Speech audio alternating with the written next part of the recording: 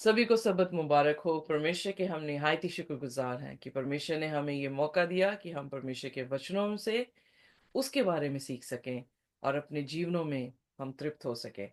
और वो जो बीज हमारे जीवन में बो रहा है उसे हम खुदा के हाथों में दें, अपने दिलों को खुदा के हाथों में दें, ताकि वो अपने प्यार की गरमाइश से, अपने रूह की बारिश से उन बीजों को जो है वो 100 गुना, 60 गुना और 30 गुना जो है वो फल लेकर आ सके। आइए, आज जो है हमारा लेसन जो है वो बहुत खूबसूरत है। हम अपनी जो है सेकंड क्वार्टरली जो कि 2025 की है, जिसमें हम अल्यूशंस, इमेजेस और सिंबल्स को जो है वो सीख रहे हैं। और हम देख रहे हैं कि बाइबल इन सिंबल से हमारे तक क्या पैगाम पहुंचाती है।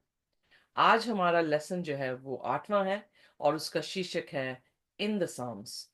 ये हमारा पार्ट 1 है और इन 2 पार्ट्स में हम देखेंगे कि किस तरह से भजन में जो पोइट्री की गई है या भजन में जो प्रोफेसीज की गई हैं वो यीशु मसीह को कैसे दिखाती हैं। इससे पहले कि हम अपने लेसन में जाएं, आइए अपने सिरों को झुकाएंगे और हम प्रार्थना में जाएंगे। हमारे स्वर्गीय खुदावन, हम आपके निहायत ही शुक्रगुजार हैं। धन्यवाद करते हैं कि आपने हमें जिंदगी बख्शी है।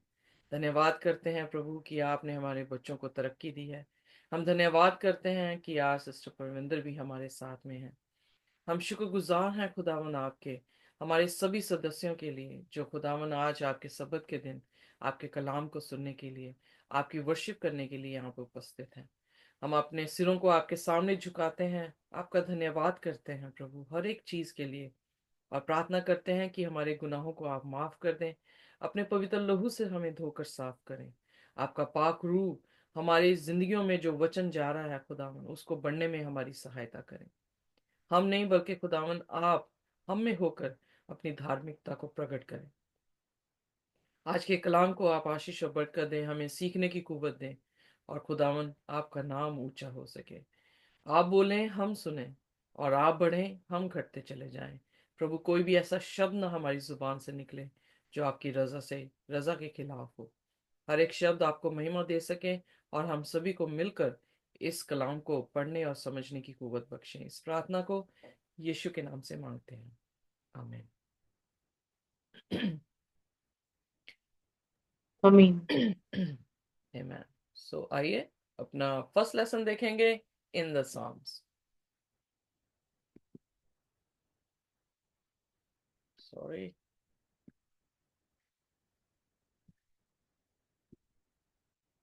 हमारी याद करने की आयत बहुत ही खूबसूरत है और इस याद करने की आयत को आप देख सकते हैं प्रकाशित वाक्य उसका 14 अध्याय और उसका पहला वचन।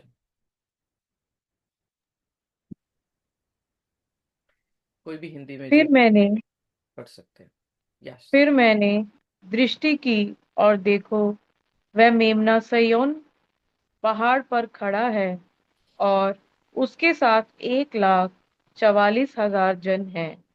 उसके माथे पर या। उसका और उसके पिता का नाम लिखा हुआ है। आमेन। आमीन।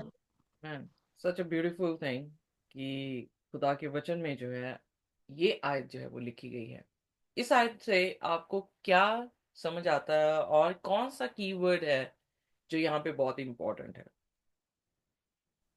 कि हम परमेश्वर के बच्चे और बच्चियां बन गए, उन्होंने हमें चुन लिया और हम उनके साथ जाएंगे वेरी गुड, आसमान थैंक पर। You very much. Anybody else?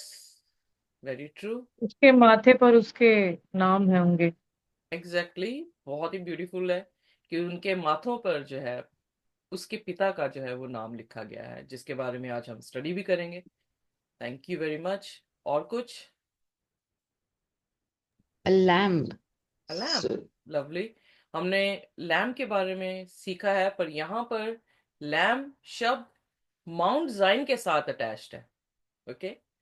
इसलिए हम आज देखेंगे वो सियोन पर्वत, हम आज देखेंगे वो 1,44,000, हम आज देखेंगे वो जिनके माथों पे जो है वो परमेश्वर का नाम। जब हम भजन संहिता में जाते हैं तो क्या भजन इसके बारे में बात करता है? पर इससे पहले भजन संहिता में जाएं, आइए देखिए प्रकाशित वाक्य उसका 6वां अध्याय और उसका 17वां वचन। जब हम 6वीं सील में थे तो 6वीं सील में ये प्रश्न जो है वो खड़ा हुआ। पढ़ दे मेरे साथ प्लीज। प्रकाशित वाक्य 6 और उसका 17 वचन। क्योंकि उनके प्रकोप का भयानक दिन आ पहुंचा है, अब कौन ठहर सकता है। ओके, और एग्जैक्टली जो है ये आखिरी आयत है 6वें अध्याय की, तो 7वें की पहला वचन क्या है? जी। नॉट पहला, वेट उसके वेट सिस्टर, सॉरी सॉरी पढ़ लें हम। सॉरी सॉरी सॉरी, या चौथा वचन, क्योंकि मैं टाइम ज्यादा नहीं लेना चाह रही, स्पेसिफिक वर्स में जाएंगे। नहीं, कोई बीच में पढ़ रहा था फिर मैं जो बोलूं। ओके। नहीं बोल रही थी। उसके अच्छा। जी। उसके बाद मैंने पृथ्वी के चारों कोनों पर 4 स्वर्गदूत खड़े देखे। वे पृथ्वी की चारों हवाओं को थामे हुए थे, ताकि पृथ्वी या समुद्र या किसी पेड़ पर हवा ना चले। ओके, अब उसका चौथा वचन पढ़ दें प्लीज। जी। जिन पर मोहर दी गई है, मैंने उनकी गिनती सुनी, अर्थात इज़राइल की संतानों के सब गोत्रों में से 1,44,000 पर मोहर दी गई। सो हम ऑलरेडी सीख आमीन। चुके हैं प्रकाशित वाक्य में कि 6वें सील में जब ये प्रश्न उठा कि कौन है जो उसके सामने जो है वो खड़े रह सकते हैं, तो 7वें अध्याय में एग्जैक्टली बात किसकी शुरू हुई? 1,44,000 लोगों के बारे में बात की गई। और फिर 14वें अध्याय, प्रकाशित वाक्य 14वें अध्याय में उसकी पहली आयत में भी उन्हीं 1,44,000 लोगों की जो है वो बात की गई है। सो इसलिए ये सिर्फ प्रकाशित वाक्य में ही प्रश्न नहीं उठाया गया, बल्कि हम देखेंगे आज कि भजन में भी जो है इस प्रश्न को जो है वो उठाया गया है। और वो कैसे उठाया गया है और क्या इसका मकसद है, इसके बारे में जो है आज हम स्टडी करेंगे। सॉरी, मैं अपनी जो पिक्चर हूँ वो इधर उधर कर रही हूँ, क्योंकि स्क्रीन जो है वो ज्यादा जरूरी है एज कम्पेयर टू मी। सो प्रेरितों के काम उसका 2, उसकी 30 से 31 आयत में जब हम देखते हैं, तो हम ये देखते हैं कि जो भजन संहिता में खुदा के दासों ने जो भी भजन गाए हैं, उन भजनों में जो है हम प्रोफेटिक जो है चीजों को देख सकते हैं, यानी प्रोफेसीज को देख सकते हैं, जो कि उन नबियों ने जो है खुदा की नबूवत की है, या प्रभु यीशु मसीह या मसाया के बारे में जो है वो बताया है। आइए देखते हैं प्रेरितों का काम उसका 2 और उसकी 30 से 31। जल्दी जल्दी से आयतें शफल करेंगे, क्योंकि इस लेसन में आयतें जो है वो हमारे पास हैं काफी, सो ताकि हम जल्दी से कवर कर सके। वह भविष्य द्वता था। वह जानता था कि परमेश्वर ने मुझसे शपथ खाई है कि मैं तेरे वंश में से एक व्यक्ति को तेरे सिंहासन पर बैठाऊंगा। उसने होने वाली बात को पहले ही से देखकर मसीह के जी उठने के विषय में भविष्यवाणी की कि ना तो उसका प्राण आधुलोक में छोड़ा गया और ना उसकी देह सड़ने पाई। यहाँ पर जो है हम देखते हैं कि दाऊद जो है, अगर आपको याद हो, जब हम पहला सैमुएल दूसरा सैमुएल पढ़ रहे थे, तो पहले सैमुएल में परमेश्वर ने दूसरे सैमुएल में परमेश्वर ने जो है दाऊद से ये वाचा की कि उसके घराने से परमेश्वर जो है वो मसीहा को लेकर आएगा। ये जो हम देखते हैं भजन संहिता में, हम देखते हैं तो भजन संहिता में बहुत सारे ऐसे आयते आप देखेंगे जिसमें प्रभु यीशु मसीह के बारे में जो है वो बयान किया गया है। और इसीलिए दाऊद के जो गीत हैं, आप उसमें देखेंगे, जब हम दाऊद भजन संहिता उसके 22 वचन को अध्याय को देखते हैं, तो वहां पर प्रभु यीशु मसीह की क्रूसीफिक्शन के बारे में जो है वो जिक्र किया गया है। न्यू टेस्टामेंट ऑथर्स जो हैं वो बार बार पीछे जो ओल्ड टेस्टामेंट है उसकी, और खास करके सामिस की बातें जो है वो वचनों में जो है वो दोहराते हैं। साम जो है वो सिर्फ एक भजन नहीं है, बल्कि वो प्रोफेसी कर रहे हैं जीसस की अर्थली मिनिस्ट्री की। और उसके बाद बहुत ज्यादा रिच है। अगर आप भजन आज जब हम पढ़ेंगे तो आप देखेंगे कि वो सेंचुरी के बारे में बात कर रहे हैं, वो खुदा के 7 दीवटों के बारे में जो है वो बात कर रहे हैं। उसकी रिडेम्पशन के बारे में जो है वो बात कर रहे हैं। इसका मतलब ये है कि भजन जो है वो काफी रिच है हेवनली सेंचुरी के बारे में, जो कि पौलुस भी जो है इब्रानियों की पुस्तक में प्रभु यीशु मसीह के बारे में और उसकी मिनिस्ट्री के बारे में, जो कि सेंचुरी में, हेवनली सेंचुरी में वो कर रहा है, उसके बारे में जिक्र कर रहा है। और हेवनली सेंचुरी भजन 122 आज हम पढ़ेंगे, तब पता लगेगा कि वहां पर जो भजन गाने वाला दाऊद है, वो भी जो है बयान हेवनली सेंचुरी के बारे में कर रहा है। फिर साम्स 15 और 24 में हम उस पवित्र पर्वत के बारे में जो है वो सीखेंगे। फिर साम्स 119 में उसका नाम यानी खुदा का नाम, जो हमने प्रकाशित वाक्य में देखा है कि पिता का नाम लिखा होगा उनके माथे में, उसके बारे में जो है सीखेंगे। और भजन संहिता 5 जो है उसकी रिडेम्पशन के बारे में, भजन 51 उसकी प्रोक्लेमेशन ऑफ गॉस्पल के बारे में जो है वो सिखाता है। पर आइए हम अपने लेसन को जो है वो स्टार्ट करेंगे, और ये लेसन जो है वो हमारे लिए बहुत ही आशीष का कारण बनेगा। हम अपने संडे लेसन में जो है वो जाएंगे, जिसका है our high priest. So if I am not mistaken, okay, celestial century. आइए देखते हैं भजन संहिता, सॉरी, भजन संहिता 122 उसका पहला वचन। जब लोगों ने मुझसे कहा, आओ हम यहोवा के भवन को चलें, तब मैं आनंदित हुआ। सो यहाँ पर जो भजन गाने वाला है वो यहाँ पर हमें क्या कह रहा है कि मैं खुश होया ਜਦੋਂ ਮੈਨੂੰ आखन लगे कि आओ यहोवा दे घर चलिए। मैं खुश हुआ जब मुझे ये कहने लगे कि आए हम खुदा के घर जो है वो चलें। अब उस समय में खुदा का घर क्या था? उस समय खुदा का घर सेंचुरी थी, और वो सेंचुरी में जाने के लिए जो है वो खुश हो रहा है। इसका मतलब हम जब सेंचुरी और उसके टेम्पल के बारे में स्टडी करते हैं तो हमें उसके प्लान ऑफ साल्वेशन के बारे में जो है वो पता लगता है। और इसीलिए डेविड का जो खास उसकी रेन के टाइम पे उसका जो खास तवज्जो था वो ये था कि वो आर्क को जो है वो कहाँ लेकर आए, इज़राइल में जो है, यरूशलेम में जो है वो वापस लेकर आए। इसलिए यरूशलेम एक ऐसी प्लेस है जहां पर खुदा का घर था, और उस घर में जो है वो लोग खुदा की इबादत उसी के हिसाब से जो है वो किया करते थे। कैसे किया करते थे हम ऑलरेडी इसके बारे में सीख चुके हैं, और आई डोंट थिंक कि हमें और इसके बारे में जो है वो बोलने की जरूरत है। कोर्टयार्ड मिनिस्ट्री जो कि अर्थ है, और दो सेंचुरीज हैं, होली प्लेस और most holy place. Holi place में जैसे आप यहाँ पिक्चर में देख सकते हैं कि 7 दीवट हैं, एक ऑल्टर है, एक टेबल है जिसमें 12 शो ब्रेड्स हैं। फिर हम मोस्ट होली प्लेस में जाते हैं तो वहां पर आर्क ऑफ कवेनेंट है, मर्सी सीट है, और चेरुबिम है जिन्होंने मर्सी सीट को जो है वो घेरे हुए हैं। भजन संहिता 122 प्रोफेटिकली जो है वो प्रभु यीशु मसीह की रिडेम्पशन के बारे में बात कर रहा है। आइए देखते हैं कि खुदा का वचन जो है वो हमें भजन 122 में जो है वो क्या दिखाता है।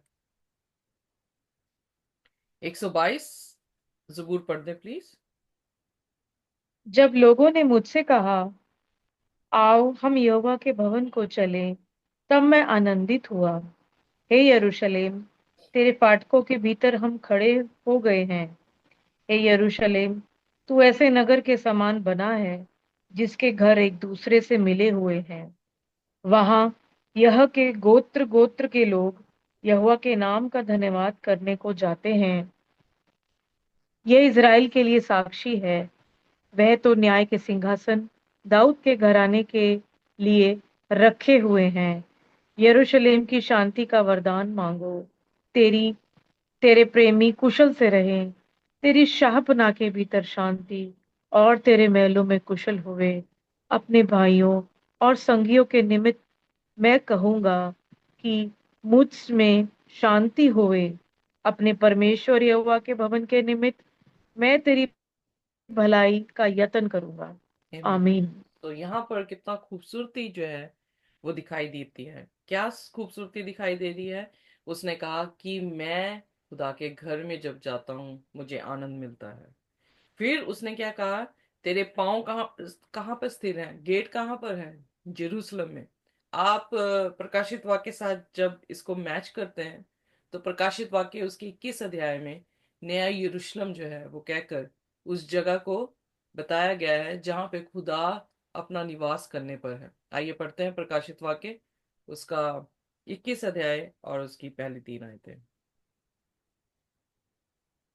फिर मैंने नए आकाश और नई पृथ्वी को देखा, क्योंकि पहला आकाश और पहली पृथ्वी जाती रही थी और समुद्र भी ना रहा। फिर मैंने पवित्र नगरी नए यरूशलेम को स्वर्ग से परमेश्वर के पास से उतरते देखा। वह उस दुल्हन के समान थी जो अपने पति के लिए श्रृंगार किए हुए हो। फिर मैंने सिंहासन में से किसी को ऊंचे शब्द से कहते हुए सुना, देख, परमेश्वर का डेरा मनुष्य के बीच में है। वह उनके साथ डेरा करेगा और वे उसके लोग होंगे, और परमेश्वर आप उनके साथ रहेगा और उनका परमेश्वर होगा। आमेन। आमीन। सो भजन जो लिख रहा है 122 में, ये दाऊद का भजन है। और दाऊद क्या गा रहा है? दाऊद जो है वो उसकी सेंचुरी को देखकर जो है इस भजन को गा रहा है। दाऊद जो है उस सेंचुरी को यरूशलेम के बीच में देख रहा है। दाऊद उस सेंचुरी में, जब हम चौथी आयत में आ रहे हैं 122 की, तो वहां पर डिफरेंट ट्राइब्स आकर उसका धन्यवाद कर रही हैं। एग्जैक्टली सेम ही पिक्चर है जो हम देखते हैं प्रकाशित वाक्य उसके 14 अध्याय में, कि 1,40,000 जो कि 12 गोत्रों में से आए हैं, 12,000 हर एक गोत्र से मिलाकर 1,40,000 जो है वो बन रहा है। हम यहाँ पर ये देख रहे हैं कि बाइबल जो है वो बिल्कुल सेम जो है वो चल रही है। भजन लिखने वाला जो भी खुदा को समझ रहा है, वो एक ही जुबान जो है वो बोल रहा है, उनकी दो जुबानें नहीं है। इसलिए जब हमारी जुबान दो बनती हैं या तीन बनती हैं, चार बनती हैं, इसका अर्थ है कि हम खुदा को समझ नहीं पा रहे हैं। Are you with me? क्योंकि मैं हमेशा ये चीज कहती हूँ, पर आज फिर जो है प्रूवन है, आज फिर जो है कंफर्मेशन हमें खुदा का वचन दे रहा है कि जुबान खुदा के लोगों की एक ही थी। चाहे किसी भी सदी में आकर उन्होंने खुदा के भजन गाए हों, खुदा की प्रोफेसीज की हों, खुदा के बारे में लिखा हो, उन सभी ने एक ही बात जो है हमारे सामने दोहराई है। जब हम 122 प्रोफेटिक पॉइंट को देखते हैं, यहाँ पर उसकी शांति, उसकी सिक्योरिटी जो है उस टावर के बीच में जो है वो होगी। हम देखते हैं कि खुदा के नए यरूशलेम में खुदा हमारे बीच में डेरा करेगा, हम उसके लोग होंगे, वो हमारा परमेश्वर होगा। और कोई भी डर नहीं होगा, क्योंकि वहां पर रात होगी नहीं। रात होगी इन द सेंस कि वो पर्टिकुलर जो शहर है जिसमें परमेश्वर ने अपना तख्त लगा लिया है, वो खुद ब खुद एक रोशनी है। उसमें जो है कभी भी अंधकार नहीं हो पाएगा। फिर वो पीस आमीन। दे रहा है उस यरूशलेम में। हम देख रहे हैं कि जो हमारा नया यरूशलेम है जिसमें हमने अपनी नजरें टिकाई हुई हैं, उसमें भी क्या है? शांति है। यीशु मसीह ने कहा, क्योंकि उस नगर का राजा कौन होगा? यीशु मसीह। यीशु मसीह ने क्या कहा? मैं तुम्हें अपनी शांति दिए जाता हूँ। ये संसार तुम्हें शांति नहीं दे सकता, पर मैं अपनी शांति तुम्हें दिए जाता हूँ। Can you imagine that? उसके घर में क्या है? शांति है। Now let me just take you in a different prospect. पहला कुरिन्थियन 3:16 में पौलुस जो है वो हमारी देह को खुदा का मंदिर कह रहा है, और इस देह में खुदा का निवास कह रहा है। अब इस देह में जब खुदा का निवास होगा, अब मुझे ये प्रश्न मेरा उठता है कि क्या मेरी जिंदगी में वॉर होगा या मेरी जिंदगी में शांति होगी? No conflicts, but peace. No शांति। Conflicts, exactly no hmm. Conflicts, but stability और पीसफुल जो है, हम अपनी वॉक को जीसस के साथ कर सकते हैं। इमेजिन करें, इस तस्वीर को ही मैं देख रही हूँ जो कि हमारे राइट साइड में है। इमेजिन करें इस गार्डन में जहां पर यीशु मसीह निवास कर रहा है, क्या किसी को भी यहाँ पर उदासी या उनके चेहरों में उदासी होगी? नहीं होगी। उसी नहीं। तरह से लिटरली जब हम अपना जीवन, अपनी जिंदगी, अपनी देह खुदा के हाथों में दे देते हैं, खुदा का मंदिर हमारी देह बन जाता है, हम उसके वचन को अपलिफ्ट कर रहे हैं अपनी लाइफ में, तो क्या हमें कोई भी दुख मिल सकता है? क्या हम किसी भी तरह से तड़प सकते हैं किसी चीज के लिए, या किसी चीज के लिए हमारी पीड़ा होगी, या हमारी कंप्लेनिंग्स होगी, या मर्मरिंग होगी? क्या ये सारी चीजें डिवेल कर सकती हैं खुदा के साथ? नहीं कर सकती। नहीं। इसलिए यहाँ पर भजन भी जो है अपनी प्रोफेसीज में खुदा की सेंचुरी को एग्जॉल्ट कर रहा है। उसकी कोर्टयार्ड जो है वो ये धरती है जहां पर उसने आकर अपनी जान दी है। बट जब वो आसमान की बादशाहत में गए हैं यीशु मसीह, तो इब्रानियों की पुस्तक में हमें देखने को मिलता है कि वो खुदा के सामने इंटरसेशन करने के लिए जो है वो पहुंच गए हैं। और इंटरसेशन हम देखते हैं कि वो होली प्लेस में होता था। सो आइए देखते हैं इब्रानियों उसका 8 अध्याय और उसकी पहली 2 आयतें, और फिर 9वां अध्याय। प्लीज सिस्टर परविंदर को ही ना कहें, आप भी पढ़ें प्लीज, ताकि उनकी हेल्प हो सके। आइए देखिए इब्रानियों 8 उसका 1 से 2, और इब्रानियों 9 उसकी 11 से 12।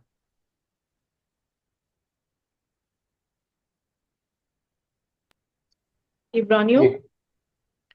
आठ पढ़ लो पढ़ लो। आठ उसकी 1 से 2। जी। अब जो बातें हम कह रहे हैं उनमें से सबसे बड़ी बात यह है कि हमारा ऐसा महायाजक है जो स्वर्ग पर महिमा मिहान के सिंहासन के दाहिने जा बैठा और पवित्र स्थान और उस सच्चे तंबू का सेवक हुआ जिसे किसी मनुष्य ने नहीं वरन प्रभु ने खड़ा किया था। आमीन। क्यों? आगे पढ़ दे। क्योंकि हर एक महायाजक भेंट और बलिदान चढ़ाने के लिए ठहराया जाता है, इस कारण आवश्यक है कि इसके पास भी कुछ चढ़ाने के लिए हो। और यदि वह पृथ्वी पर होता तो कभी याजक न होता, इसलिए कि व्यवस्था के अनुसार भेंट चढ़ाने वाले तो है जो स्वर्ग में की वस्तुओं के प्रतिरूप और प्रतिबिंब की सेवा करते हैं। जैसा जब मूसा तंबू बनाने पर था तो उससे यह चेतावनी मिली कि देख, जो नमूना तुझे पहाड़ पर दिखाया गया था उसके अनुसार सब कुछ बनाना। पर Amen. उसको उनकी सेवकाई से बढ़कर मिली, क्योंकि वह और भी उत्तम वाचा का महत्व ठहरा जो और उत्तम प्रतिज्ञाओं के सहारे बंधी गई है। Amen. सो यहाँ पर जो हमने, जैसे सिस्टर धुरो ने कहा कि लैम शब्द जो है वो बहुत ही इंपॉर्टेंट है। यहाँ पे कंपेयर कर रहा है मूसा की मिनिस्ट्री जीसस की मिनिस्ट्री के साथ। यहाँ पे कंपेयर हो रहा है हाई प्रीस्ट हरून को जीसस के हाई प्रीस्ट मिनिस्ट्री के साथ।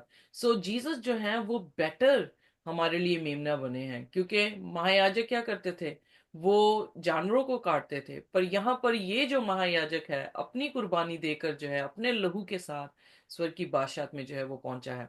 आइए देखते हैं इब्रानियों उसका 9वां अध्याय और उसकी 11 से 15 आयत तक पढ़ देंगे। जी। नो। पर परंतु जब मसीह आने वाली अच्छी अच्छी वस्तुओं का महायाजक होकर आया तो उसने और भी बड़े और सिद्ध तंबू से होकर, जो हाथ का बनाया हुआ नहीं, अर्थात इस सृष्टि का नहीं, और बकरों और बछड़ों के लहू के द्वारा नहीं, पर अपने ही लहू के द्वारा एक ही बार पवित्र स्थान में प्रवेश किया और अनंत छुटकारा प्राप्त किया। आमेन। सो यहाँ पर क्योंकि हम देख रहे हैं आमीन। कि सेंचुरी का जो कोर्टयार्ड था वो क्या है, धरती है। और जब जीसस जो है असेंड हुए हैं तीसरे दिन जी उठकर, उसके बाद वो कहाँ पर जा रहे हैं, होली प्लेस में जो कि हेवन में है, जहां पर वो उन्होंने प्रवेश किया है। सो यहाँ पर स्पेशली जो है होली प्लेसेस में जिक्र कर रहा है। यानी पौलुस जब इब्रानियों की पुस्तक लिख रहा है तो वो वहां पर उसके जाने की जो है वो बात कर रहा है। अब 15वीं आयत पढ़ते हैं सिस्टर जी मेरे साथ। जी। इसी कारण वह नई वाचा का मध्यस्थ है, ताकि उसकी मृत्यु के द्वारा जो पहली वाचा के समय के अपराधों से छुटकारा पाने के लिए हुई, बुलाए हुए लोग प्रतिज्ञा के अनुसार अनंत मिरास को प्राप्त करें। आमेन। आमीन। आमेन। सो पुरानी व्यवस्था मूसा के जरिए से दी गई थी और जानवरों की बलि के साथ जो है वो बनाई गई थी। पर जो नई वाचा है वो मसीह यीशु के लहू से दी गई है, और मसीह यीशु का हमारे लिए महायाजक के रूप में होली प्लेस के भीतर जो है वो जाना और हमारे लिए फरियाद करने को जो है वो दिखाया गया है। सो इसलिए जब भजन लिख रहा है दाऊद, तो उसने क्या कहा कि मैं खुश हुआ जब मुझे ये कहने लगे कि आओ यहोवा के भवन में जो है हम चले। सो यहोवा के भवन में क्या है, यहोवा के भवन में उद्धार है। क्योंकि किसके जरिए से उद्धार मिला है, प्रभु यीशु मसीह की कुर्बानी के जरिए से हमें जो है वो उद्धार मिला है। सो इसलिए जो भजन बात कर रहा है एग्जैक्टली प्रकाशित वाक्य भी वैसे ही बात कर रहा है। क्योंकि आप देखेंगे कि प्रकाशित वाक्य में उसके 4 उसके 5 में लैम्प स्टैंड के बारे में जिक्र किया गया है। और आप देखेंगे कि गोल्डन ऑल्टर के बारे में जो है वो जिक्र किया गया है, जो कि प्रकाशित वाक्य उसके 8 उसके 3 या 14 उसकी 18 या 16 उसकी 7 के बारे में बीच में जाके जब हम पढ़ते हैं।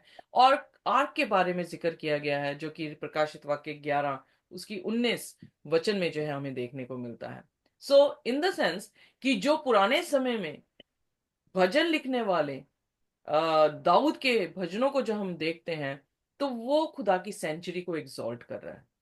जब हम प्रकाशित वाक्य में यूहन्ना को देखते हैं, तो यूहन्ना को भी क्या दिख रहा है? यूहन्ना को कभी भी जो है कुछ अलग आर्टिकल्स जो है वो नहीं दिखे, पर यूहन्ना भी क्या देख रहा है? सेंचुरी को देख रहा है। क्योंकि जीसस की मिनिस्ट्री को जो है वो वहां पे डिस्प्ले किया गया है। लैम्प स्टैंड, 7 दीवटों के बीच में जीसस को घूमते हुए उसने देखा है। सो 7 दीवट उसने फिर उसका अनुवाद किया, वो 7 कलीसियाएं हैं। और 7 तारे जो हैं वो उनके दूत हैं, यानी मैसेंजर्स हैं जो उनको प्रचार कर रहे हैं। हमने 7 चर्चेस के बारे में सीखा जो यीशु मसीह की एसेंशन से यीशु मसीह की डिसेंशन तक थे। उन 7 चर्चेस के ओवर पीरियड ऑफ टाइम हम देख रहे हैं कि खुदा के दासों ने आकर किस तरह से जो है वो कलाम को सुनाया। सो इसलिए ये जो पॉलूस ही नहीं है जो हेवनली सेंचुरी के बारे में बात कर रहा है, पर हम देख रहे हैं कि जो प्रकाशित वाक्य है वो भी हेवनली सेंचुरी के बारे में बात कर रही है। दाऊद भी जो है वो खुदा के घर के बारे में जो है यहाँ पर जिक्र कर रहा है। सो इसलिए सिस्टर एलन जी वाइट ने बहुत अच्छी तरह से कहा कि मसीह यीशु हमारा हाई प्रीस्ट है, मिनिस्टर ऑफ सेंचुरी। वो सेंचुरी का जो है वो पादरी है, और वो सेंचुरी ट्रू टैबरनेकल है जो खुदा ने बनाई है, या खुदा ने बनाई है, इंसान ने नहीं बनाई है। इब्रानी उसके 9 उसकी 9वीं आयत और उसकी 23 आयत, फिर उसके 8 इब्रानियों उसकी 2 आयत में हम देखते हैं prophet was permitted to behold the first apartment of the sanctuary in heaven. So prophets को जो है वो फर्स्ट सेंचुरी यानी होली प्लेस देखने की जो है वो कुवत दी गई थी। दे सॉ, क्योंकि उन्होंने जो है हमेशा 7 दीवटों को और गोल्डन ऑल्टर को जो है वो देखा है, और represented by the golden candle sticks and the altar of incense in the sanctuary on earth. Here he beheld the ark of his testament. So प्रकाशित वाक्य 11 उसकी 19 में उन्होंने खुदा की टेस्टमेंट को, खुदा की वाचा के संदूक को जो है वहां पर देखा है। सो वाचा का संदूक कहाँ था? मोस्ट होली प्लेस में। Are you getting me? So जी जैसे जैसे टाइम बढ़ रहा है वैसे वैसे खुदा अपनी ग्लोरी को जो है इल्यूमिनेट कर रहा है, अपनी एविडेंसेस को, अपनी मैनिफेस्टेशन को जो है वो बढ़ा रहा है। सो पहले वो क्या देख रहे हैं? होली प्लेसेस की चीजें देख रहे हैं, बट बाद में हम प्रकाशित वाक्य में देखते हैं कि उन्होंने आर्क ऑफ कवेनेंट को जो है वो देखा है, जो कि बहुत ही सेक्रेट उनके लिए था। और मूसा ने वहां पर खुदा के 10 हुक्म जो है वो रखे हुए थे। Moses made the earthly sanctuary according to the fashion that he had seen. Paul इस वर्ग में इब्रानियों में जो है वो बयान करता है कि मूसा ने कॉपी पेस्ट किया है इस धरती पर, जो कि हेवनली सेंचुरी थी। और उसके जितने भी वेसल्स थे वो कंप्लीटली जो है हेवनली सेंचुरी के पैटर्न थे, जो परमेश्वर ने कहकर जो है उससे बनवाए थे। हम एक्सोडस में जब पढ़ रहे हैं हम इन सभी चीजों को जो है वो पढ़ेंगे। फिर John says that he saw the sanctuary in heaven. That sanctuary in which Jesus ministered in our behalf is the great original of which the sanctuary built by the Moses was a copy. So फिर यहाँ पर sister Elon G white को जो है लगभग जो है 180 साल हो गए हैं कि उन्होंने इस बात को जो है वो बयान किया। पर अब हम जब हम खुदा के कलाम को पढ़ रहे हैं तो हमें ये सारे एविडेंसेस मिल रहे हैं कि ये सही कह रही हैं कि वो कॉपी थी, और एग्जैक्टली वैसे ही पैटर्न जो है स्वर्ग की बादशाहत में भी है। उस टाइम की नॉलेज खुदा के वचन में लोगों के पास नहीं थी। मैं फिर रिमाइंड करूंगी, क्योंकि 1260 साल तक बाइबल बंद कर दी गई थी और कोई खुदा का कलाम जो है वो सुनाया नहीं जा रहा था। सो उस अंधकार से रोशनी में जो है वो प्रवेश हुआ। खुदा ने अपनी जो है वो मैनिफेस्टेशन जो है अपने मैसेंजर के जरिए से हम तक जो है वो पहुंचाई। तो वो एग्जैक्टली वही चीज कह रही हैं जो आज हम बाइबल स्टडी पढ़कर जो है इसको देख सकते हैं। यानी हमने हमने एविडेंस जो है वो किया है। आइए देखते हैं। अब दूसरा शब्द है जो बार बार भजन कहता है होली माउंटेन के बारे में, उसका क्या जिक्र है? भजन संहिता उसका 15 अध्याय और उसकी पहली आयत। जी। हे परमेश्वर, तेरे तंबू में कौन रहेगा? तेरे पवित्र पर्वत पर कौन बसने पाएगा? अगर आपको याद हो तो हमने जब प्रकाशित वाक्य 6वां अध्याय उसकी 17वीं आयत को पढ़ा था, तो हमने ये प्रश्न भजन से भी जो है वो लिया था। भजन संहिता वाला या भजन लिखने वाला के पास आंसर ये नहीं था कि वो लैम के साथ होली माउंटेन में होंगे, पर प्रकाशित वाक्य जो रोया देख रहा है उसको दिखाई दे रहा है कि होली माउंटेन में कौन उनके साथ खड़ा होगा। यहाँ पे प्रश्न किया गया है, प्रकाशित वाक्य में उत्तर जो है उसका दिया गया है। यहाँ पर उसने कहा, Lord who may dwell in your sacred tent, who may live on your holy mountain. कौन है जो होली माउंटेन में जो है वो रह सकते हैं? जब हम प्रकाशित वाक्य 14 उसकी पहली आयत में देखे थे, तो वहां पे क्या लिखा था कि मेमना कहां पर खड़ा हुआ दिखाई दिया? होली माउंटेन में, सिय्योन। माउंट जाइन में। ओके, सो इसलिए मेमना ही क्यों? जब हम प्रकाशित वाक्य 4 या प्रकाशित वाक्य 5 पढ़ते हैं, चौथे में ये इसलिए खुदावन यीशु मसीह के सामने सभी सिर झुका रहे हैं क्योंकि उसने क्रिएट किया है, उसने सारी सृष्टि की रचना की है। 5वें अध्याय में हमने पढ़ा था ये मेमना है जो घात हुआ है, जिससे हम रिडीम हुए हैं। तो उन्होंने क्या किया है? उस पर जो है अपने सिर झुकाकर उसकी इबादत की है। एक ही ऐसा मनुष्य था जो पाप रहित रहा है, जिसने हमारे पापों को अपने ऊपर उठाया है, मर गया था, तीसरे दिन जी उठा है और स्वर्ग की बादशाह में जो है वो पहुंच गया है। और वो उस माउंट जाइन पर जो है वो खड़ा है, और जिन्होंने उस पर विश्वास किया है वो भी उसके साथ जो है वो क्या है? वहां पे खड़े हैं। माउंट जाइन कहां पर है? माउंट जाइन यरूशलेम में है। जब हम, अगर आपको याद हो, उत्पत्ति में जब परमेश्वर ने अब्राहम से कहा कि जाकर अपने बच्चे की बलि चढ़ा, तो वो जगह क्या थी? मोराया थी। और वो मोराया जो है वो होली माउंटेन था, जो आगे जाके सुलेमान का मंदिर भी जो है वहां पर स्थापित हुआ। So it is a symbol of God's throne. ये खुदा के तख्त का जो है एक सिंबल है। आइए देखिए ये शाया उसका 8 और उसकी 18 आयत, और एक जन पढ़ दे भजन संहिता उसका 2 और उसका 6वां वचन। यशाया 8। उसकी 18। जी, थैंक यू। पढ़िए। देख, मैं और वो मैं और जो लड़के यहोवा ने मुझे सौंपे हैं, उसी सेनाओं के यहोवा की ओर से, जो सय्योन पर्वत पर निवास किए रहता है, इजरायलियों के लिए चिन्ह और चमत्कार है। आमेन। यहाँ पर वो क्या कह रहा है कि खुदा का जो माउंट है वो हमारे लिए क्या है? चिन्ह और चमत्कार है। उसका बैठना वहां पर बहुत ही जरूरी है। इसीलिए अगर आपको याद हो, पौलुस रोमियो उसके 12 उसकी पहली और उसकी दूसरी पहली आयत स्पेसिफिकली जब हम पढ़ते हैं, तो वहां पर जो है वो क्या कहता है? आइए देखिए पढ़ देते हैं। क्या कह रहे हो सिस्टर? रोमियो उसका 12 का है। 12 और उसकी पहली हाँ, आयत। रोमियो ज्यादा। इसलिए भाइयों मैं तुमसे परमेश्वर की दया स्मरण दिलाकर विनती करता हूँ कि अपने शरीर को जीवित और पवित्र और परमेश्वर को भावता हुआ बलिदान करके चढ़ाओ, यही तुम्हारी आत्मिक सेवा है।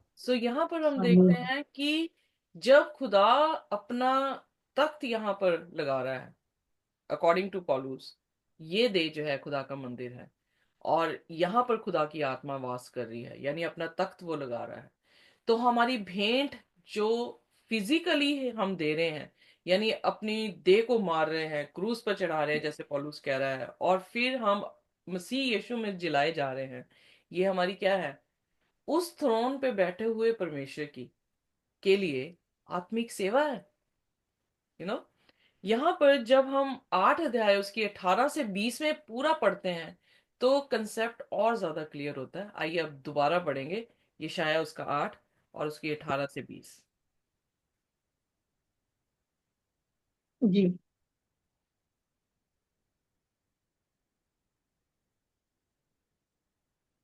यशायाह 8 का 18।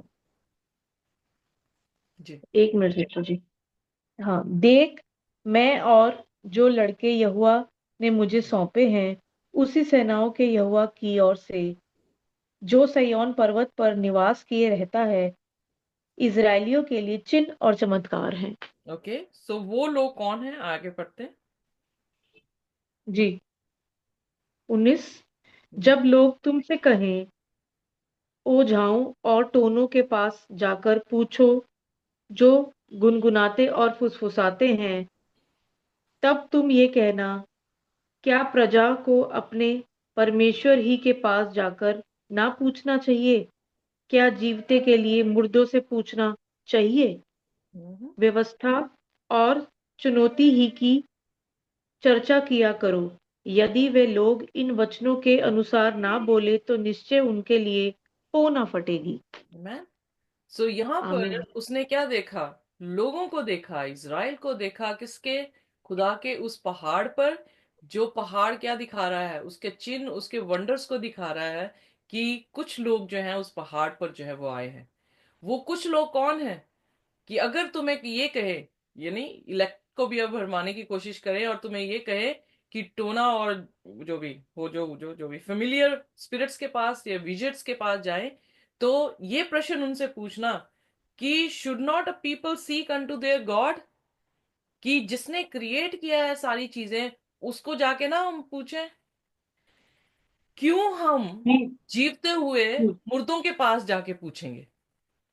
जी। राइट, संतों की राइट। इबादत करते हैं लोग, क्या वो जीवित है? नहीं है। नो। मरियम की इबादत करते हैं लोग, क्या वो जीवित है? नहीं जीवित है। हम इंसानों की जो है वो बातों को सुनते हैं, क्या वो हमेशा के साथ, हमेशा के लिए जीवित रह सकते हैं? नहीं है। नहीं। सो हम अपने खुदा की काउंसलिंग क्यों ना लें? उसकी काउंसलिंग कहाँ पर है? खुदा के कलाम में है। तो इसलिए उसने क्या कहा, हमेशा मेरे हुक्मों और चेतावनियों की चर्चा किया करना। जो इसके इसके अनुसार ना बोले, उनके लिए जिंदगी नहीं है। नहीं। So this is the symbol कि खुदा का तख्त हमारे बीच में है। खुदा जो है वो हमारा राजा है, क्योंकि हमने किसकी सुनी है? अपने राजे की सुनी है। सो यहाँ पे हम डिस्टिंग्विश कर सकते हैं उन लोगों को जो विजर्ड्स या फेमिलियर स्पिरिट्स को सुन रहे हैं, और दूसरे वो हैं जो खुदा के वचन को सुन रहे हैं, उसके हुक्मों को सुन रहे हैं, उसकी चेतावनियों को सुन रहे हैं। इसलिए प्रोफेटिक राइटिंग में ये हमेशा डिफाइन किया गया है कि वो प्लेस रिडीम्स का है, या जो रिडीम हुए हैं उन लोगों का जो है ये प्लेस है, माउंट जाइन। जैसे कि हम ऑलरेडी प्रकाशित वाक्य उसके 14 उसके पहले वचन में पढ़ ही चुके हैं कि माउंट जाइन में मेमना है, और मेमने के साथ 1,40,000 लोग हैं जो रिडीम हुए हैं। इसलिए जो भजन लिख रहा है, दाऊद के भजनों में आप बार बार उसके पहाड़ के बारे में जिक्र जो है वो पाएंगे। आइए हम देखते हैं भजन संहिता उसका 15 और उसकी दूसरी आयत से पढ़ना शुरू करेंगे। जी। भजन संहिता 15। जी, पहली आयत से शुरू कर दे ताकि क्लियर हो जाए कि क्या पढ़ रहे हैं। हे सयोन, तेरे तंबू में कौन रहेगा? तेरे पवित्र पर्वत पर कौन बसने पाएगा? वह जो खराई से चलता और धर्म के काम करता और हृदय से सच बोलता है, आमीन। जो पहली चीज, आमीन। कौन उसके पहाड़ पर रह सकता है? रिडीम रहेंगे, पर रिडीम्स के करेक्टर क्या है? रिडीम्स के पहला करेक्टर उसने ये बताया, ही हु वॉक्स अपराइटली और does righteousness and do not lie. अगर जैसे मैं सोच रही थी कि मैं क्वेश्चनर बना रही हूँ, क्वेश्चनर में मैं ये क्वेश्चंस बना रही हूँ जिसके आंसर आप जब देंगे तो आपको पता लगेगा कि आप कितने खुदा को जानते हैं और आप कितना खुदा को नहीं जानते हैं। पर यहाँ पर भी जो है हमारे लिए क्वेश्चनर है, क्या हम सीधा सीधे चल रहे हैं? क्या हमारे काम धार्मिकता के हैं? क्या हम झूठ कभी नहीं बोलते हैं? अगर ये चीजें हमारे में हैं, तो हम उस होली माउंटेन में जो है वो निवास करेंगे। आइए दूसरा देखते हैं जो कि तीसरी आयत में है। जो अपनी जीभ से निंदा नहीं करता और न अपने मित्र की बुराई करता, और न अपने पड़ोसी की निंदा सुनता है। और ना कोई अपने पड़ोसी की निंदा सुनता है। सुनता है। क्या हम पापी लोग अपने आप से अपने आप को ऐसा बना सकते हैं? जो क्वालिटीज यहां पर लिखी गई हैं, कैन वी मेक आवरसेल्फ? क्या हम खुद अपने एफर्ट्स के साथ अपने आप को ऐसा बना सकते हैं? मेरा प्रश्न ये है। मैं तो नहीं बना खुद सकती। खुद अपने एफर्ट से नहीं बना मैं बिल्कुल भी नहीं बना सकती अपने आप को। सकते। तो फिर हम अपने एफर्ट्स क्यों करें? हमें सबमिशन जीसस के बीच में देनी पड़ेगी ताकि वो हमारी जिंदगी में क्या कर सके, काम कर सके। आइए अब अगला चरित्र जो है वो देखते हैं। कौन खुदा के घर में रहेगा? वह जिसकी दृष्टि में निकम्मा मनुष्य तुच्छ है, और जो यहोवा के डरवैयों का आदर करता है, जो शपथ खाकर बदलता नहीं, चाहे हानि उठानी पड़े। आमेन। सो यहाँ पर जो है वो ऑनर कर हाँ। रहा है उनको जो खुदा का डर डर मान रहे हैं और बदलता नहीं है। जैसे खुदा नहीं बदल रहा वैसे वो भी बदल नहीं रहा। हम जब एक्सोडस 20 यानी निर्गमन उसका 20 अध्याय पढ़ रहे थे और पहले दो हुक्म पढ़े हैं, तो वहां पर हम क्या देख रहे हैं कि खुदा अपने आप के लिए कह रहा है कि मैं तुम्हारा परमेश्वर हूं, क्योंकि परमेश्वर चेंज नहीं हो रहा। हम जो अपने भगवान बना रहे हैं उनकी इमेजेस हम चेंज करते जा रहे हैं। वो भगवान चेंज होते जा रहे हैं टाइम टू टाइम, बट खुदा चेंज नहीं हो रहा है। सो वही करेक्टर उसके लोगों में भी पाया गया है। वो अपनी शपथ खाकर बिल्कुल भी मुकरते नहीं है, वो कभी भी बदलते नहीं है। सो इसलिए हम अपने आप से ऐसा करेक्टर नहीं लेकर आ सकते। इसीलिए माउंट जायन में मेमने का वहां होना जरूरी था, क्योंकि मेमने के पीछे पीछे चल रहे थे 1,44,000, और इसलिए वो कहां पहुंचे हैं? उस पवित्र पहाड़ पर। सो आइए देखिए अब चौथी आयत। जी सर। जो जिसकी वह जिसकी दृष्टि में निकम्मा मनुष्य तुच्छ है, और जो यहोवा के डरवैयों का आदर करता है, जो शपथ खाकर बदलता नहीं, चाहे हानि उठानी पड़े, जो अपना रुपया ब्याज पर नहीं देता, और निर्दोष की हानि करने के लिए घूस नहीं लेता है। तो दूसरे शब्दों में, he who does not love money, जो पैसे से प्रेम नहीं करता, जो खरीदा भी नहीं जा सकता। आप देख सकते हैं कि उनके करेक्टर में कितनी कई बार मुझे कहते हैं कि सिस्टर जी आप अपने आप को चेंज करें, यानी इस लेवल पे आके हमारी बात सुने, उस लेवल पे आके आप हमारी बात सुने। बट आप देखते हैं कि आप सोचते होंगे ये काफी स्टबन है औरत, हिलती ही नहीं है, मूव ही नहीं होती है, वहीं पे अटकी हुई है। यू नो करेक्टर ही खुदा के लोगों के ऐसे होने चाहिए कि वो मूव ना किए जा सके, लालची ना दिया जा सके उन्हें किसी तरीके से, उन्हें चेंज ही ना किया जा सके। उनकी मोहब्बत किसी और चीज के साथ है ही नहीं है, उनकी मोहब्बत किसके साथ है? खुदावंद खुदा के साथ है। सो उन्हें बदला ही नहीं जा सकता। उसके बाद पांचवें वचन में, उससे भी पांचवा ही अच्छा पढ़ा था मैंने। सॉरी, सो जो पांचवा अपना हृदय पांचवा पॉइंट है, he who has a clean hands and a pure heart. भजन संहिता उसका 24 उसकी 4 में आ जाए। जी thank you very much, sorry sister. 24 उसका 4। हाँ जी। जिसके काम निर्दोष और हृदय शुद्ध है, जिसने अपने मन को व्यर्थ बात की ओर नहीं लगाया, और न कपट से शपथ खाई है। आमेन। सो यहाँ पर आमीन। पांचवा पॉइंट हमें देखने को क्या मिल रहा है? उनके हाथ साफ हैं। हाथ साफ का मतलब कि उनमें कोई दोष नहीं है। उनका दिल जो है वो पाक है। वो किसी भी तरह से प्राउड नहीं कर रहे, किसी भी तरह से वो झूठ जो है वो नहीं बोल रहे हैं। सो एग्जैक्टली जब हम प्रकाशित वाक्य 14 अध्याय में आते हैं, तो प्रकाशित वाक्य 14 अध्याय हमें दिखाता है सेम ही करेक्टर जो यहाँ पर बयान किए गए हैं।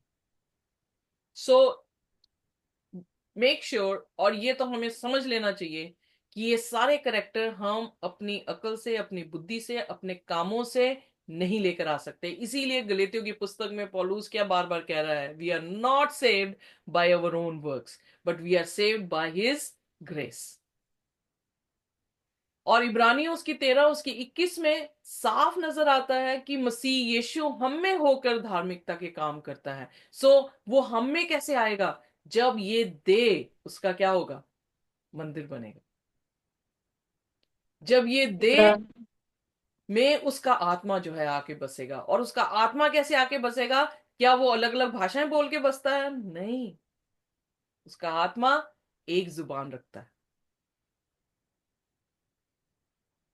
उसके कलाम की एक जुबान आपके पास होगी और वो आपको ग्राउंड करेगा अपने कलाम में। यही तो एक बुद्धिमान मनुष्य है जिसने अपना घर किस पे बनाया? चट्टान पे बनाया। भालू पे भी बनाने वाले हैं, पर चट्टान पे बनाना जो है वो ज्यादा जरूरी है, क्योंकि वो हिलेगा नहीं। बारिश भालू पे भी वैसी आई, भूचाल वैसे ही आ रहे हैं, फ्लड्स वैसे ही आ रहे हैं। भालू वाला घर जो है वो गिर रहा है, यानी सैंड पे जो बना है इजी है बनाना। बट जो पत्थर पे बना रहा है वो इजी नहीं है। वो क्या करेगा? उसको मेहनत लग रही है। वो हर रोज अपना समय बिता रहा है खुदा के साथ, हर रोज अपनी प्रार्थनाओं में खुदा से विनती कर रहा है, मुझे चेंज कर। और जब हम इनवाइट कर रहे हैं खुदा को, तो खुदा हमारे बीच में जो है अपने काम को करता है।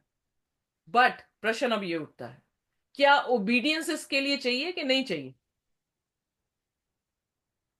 चाहिए। एग्जैक्टली। सो यहां पर एलन जी वाइट ने the Acts of the Apostle page number 591 में लिखा, the vision of the prophet picture them as standing on the Mount Zion gird for Holi service. अब जो माउंट जाइन में खड़े हुए लोग दिख रहे हैं, वो उसकी उसके शहरपनाह में आ गए हैं, यानी उसके तख्त के सामने हैं और उसकी होली सर्विस में जो है वो पहुंच चुके हैं। क्लोथ इन व्हाइट लिनन, क्या कोई गंदे कपड़ों से वहां तक पहुंच सकता है?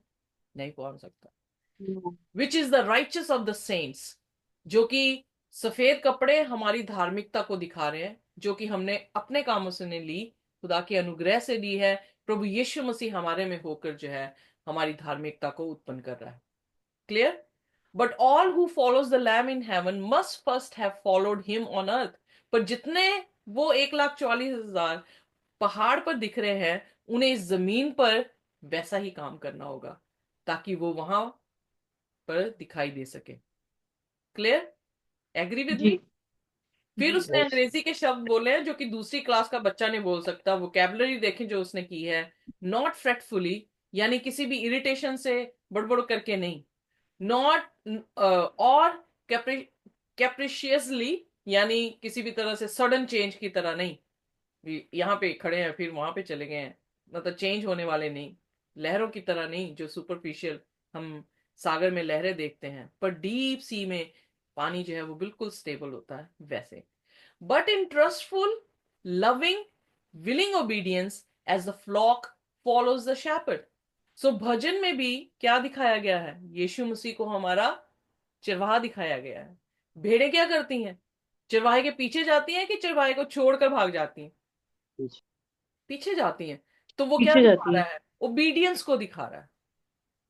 They follow means they obey the shepherd. सो अब प्रश्न उठता है कि वो जो माथे पे नाम है वो क्या है? आइए देखते हैं भजन संहिता 119 और उसकी 55 वर्स। जी।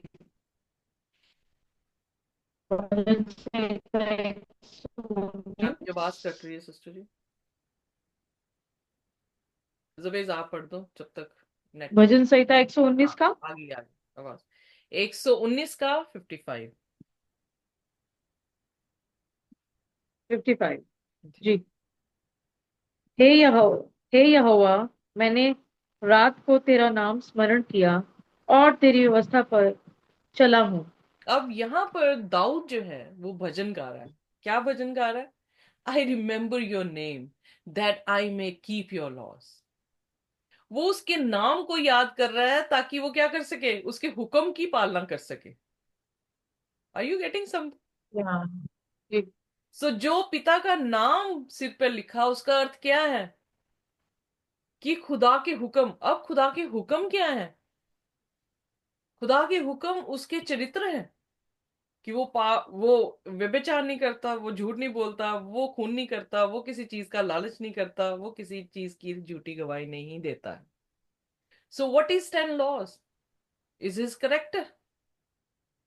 अब Mount Zion is closely linked to the name of God. आइए देखिए ये शाया उसका 18 और उसका 7वां वचन।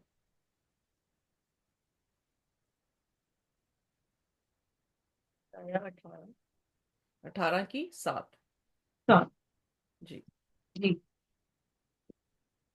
उस समय जिस जाति के लोग बलिष्ठ और सुंदर हैं और जिनसे दूर और पास के सारे लोग डरते हैं और जो समर्थी और रोंदने वाले हैं और जिनका देश नदियों से विभाजित किया हुआ है, उस जाति से सेनाओं के यहोवा के नाम के स्थान सिय्योन पर्वत पर सेनाओं के यहोवा के पास भेंट पहुंचाई जाएगी।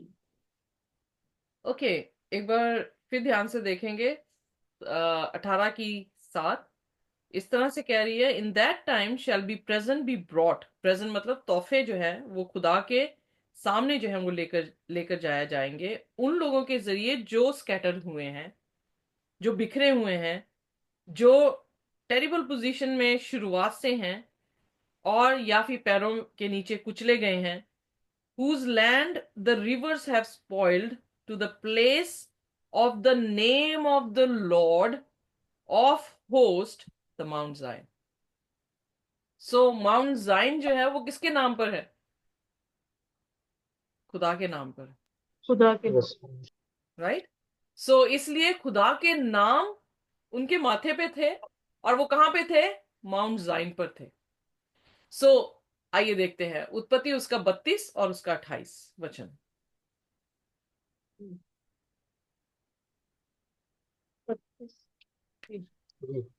उसने कहा, तेरा नाम अब याकूब नहीं परंतु इज़राइल होगा, क्योंकि तू परमेश्वर से और मनुष्य से भी युद्ध करके प्रबल हुआ है। आमेन। सो यहां पर वो यकूब को उसका नाम क्या कर रहा है? बदल रहा है। अब नाम बदले क्यों गए हैं? क्योंकि वो प्रबल हुए हैं। प्रबल, जैसे हम प्रकाशित वाक्य में देखते हैं कि 7 कलीसियाओं में हर बार खुदा ने क्या कहा? जो जय पाए उसे मैं जिंदगी का ताज दूंगा। सो जो जय पाए, सो उन्होंने यकूब ने किस पे जय पाई? इंसानों पर भी पाई और खुदा पर भी जो है वो पाली। और जय कैसे पाई उसने? कि वो खुदा को जाने ही नहीं दे रहा था जब तक कि खुदा उसे आशीष ना दे।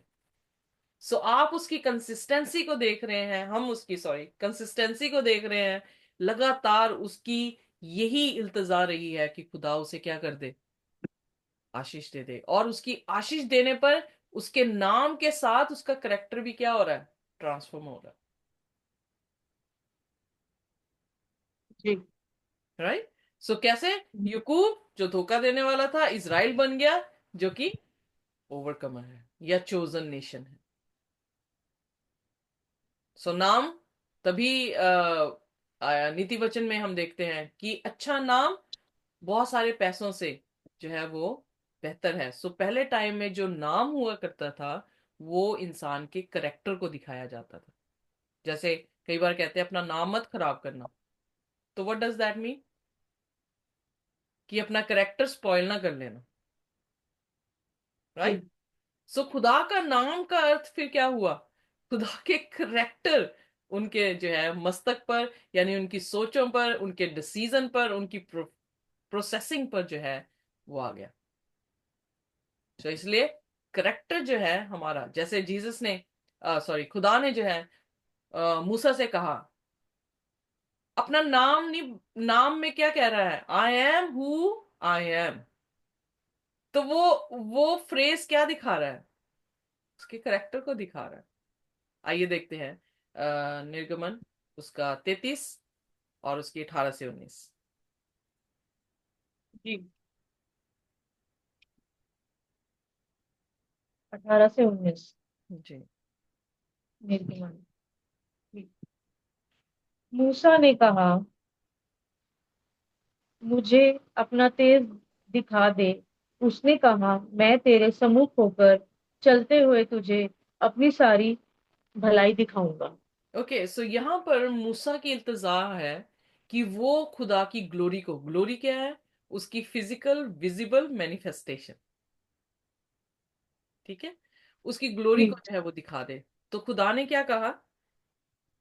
19 आयत में क्या कह रहा है? I will make all my goodness pass before you. So उसकी ग्लोरी क्या है? उसकी गुडनेस है। और जब हम आगे पढ़ते हैं, आइए देखिए 34 चैप्टर में और उसकी 5th वर्स में, 34 चैप्टर 5th वर्स ऑनवर्ड। तब यहोवा ने बादल में उतरकर उसके संग वहां खड़ा होकर यहोवा नाम का प्रचार किया। पढ़ते हैं, यहोवा के नाम का प्रचार किया। जी। यहोवा उसके सामने होकर यो प्रचार करता हुआ चला, यहोवा यहोवा ईश्वर दयालु और अनुग्रहकारी, कोप करने में धीरजवंत और और अति करुणा में और सत्य, हजारों पीढ़ियों तक निरंतर करुणा करने वाला, अधर्म और अपराध और पाप का क्षमा करने वाला, परंतु दोषी को वह किसी प्रकार निर्दोष ना ठहराएगा। वह पितरों के अधर्म का दंड उनके बेटे वरन पोतों और परपोतों को भी देने वाला है। आमेन। सो यहाँ पर आप देखते हैं कि जब खुदा डिसेंड हुआ क्लाउड में, यानी नीचे आए, स्टूड विद हिम देयर, अंग्रेजी में लिखा है, जब उसके साथ खड़े हुए, proclaim the name of the Lord, उसने खुदा के नाम को प्रोक्लेम क्या किया? कि खुदा उसके सामने से निकला और प्रोक्लेम कर रहा है, the Lord God, merciful, gracious, long suffering, goodness and truth. What are these? His character. या उसने खुदा को जब देखा, उसकी गुडनेस को देखा, तो गुडनेस में उसके करेक्टर नजर आ रहे हैं। उसका नाम प्रोक्लेम क्या किया गया? उसका नाम the Lord gracious, the Lord merciful, the Lord of truth, a Lord of goodness, the Lord of mercy. Are you getting me what it is? Yes yes. उसके नाम में उसके करेक्टर हैं, जो 1,40,000 लोगों के माथे पे जो है वो लिख दिए गए होंगे। सो इसी की चौथी आयत में देखें, खुदा ने पहले उसे 10 हुक्म दिए, उसके बाद अपना नाम प्रोक्लेम किया। 10 हुक्मों में भी उसके करेक्टर हैं और उसके नाम में भी उसके करेक्टर हैं। और दूसरा जन निकाल के रखे, भजन संहिता 119 और उसकी 55, हम ऑलरेडी पढ़ चुके हैं, पर लेट्स रीड अगेन। ओके, पढ़ दे मेरे साथ चौथी आयत सिस्टर जी, एक्सोडस 34। तब मूसा ने पहली तख्तियों के समान दो और तख्तियां गढ़ी और भोर को उठकर अपने हाथ में पत्थर की वे दोनों तख्तियां लेकर यहोवा की आज्ञा के अनुसार सीने पर्वत पर चढ़ गए। हम्म। और वहां पर खुदा ने अपना नाम प्रोक्लेम किया, अपना करेक्टर दिया और उसके बाद उसे 10 हुक्म दिए। हालेलुया। तो 10 हुक्म में भी खुदा के करेक्टर थे, जो उसके नाम को दिखा रहे हैं, जो उसके होने को दिखा रहे हैं। तो इसलिए 1,40,000 लोग वो हैं जिन्होंने उसके करेक्टर को, जिन्होंने उसके उसके चरित्र को अपने में समा लिया है, जो यीशु मसीह को ले लिया है उन्होंने। और यीशु मसीह उनके जरिए उस करेक्टर को फॉर्म कर रहा है, जो करेक्टर परमेश्वर का है। द सेम इमेज, तभी हायर डेस्टिनी नाम रखा है हमने अपना, क्योंकि लोअर डेस्टिनी में जाके गिरे हैं, पर खुदा हमें उठाकर फिर दोबारा से उसी हायर डेस्टिनी में जो है वो लेकर जाना चाहता है। Amen? So इसलिए सिस्टर एलन जी वाइट ने science of the times December 12 में लिखा, द ग्लोरी ऑफ क्राइस्ट, जो खुदा की महिमा है, इज हिज करेक्टर, वो उसके चरित्र हैं। His character is an expression of the law of God. और जो उसका करेक्टर है वो एक्सप्रेस किसमें किया गया है? 10 हुक्मों में किया गया है। He fulfilled the law in its every specification and gave to the world in his life a perfect pattern of what it is possible for humanity to attain unto by cooperation with divinity. So इसलिए उसने हर हुक्म की detailings को fulfil किया Jesus ने। और हम सभी को, जैसे हम ऑलरेडी पहला पत्रस उसकी 2 उसकी 21 में पढ़ चुके हैं, कि हमें एक उदाहरण के तौर से उसने अपना पैटर्न दिया है ताकि हम उसके पद चिन्हों में चलें और ह्यूमैनिटी जो है वो दोबारा डिविनिटी के साथ उसकी मुलाकात हो सके।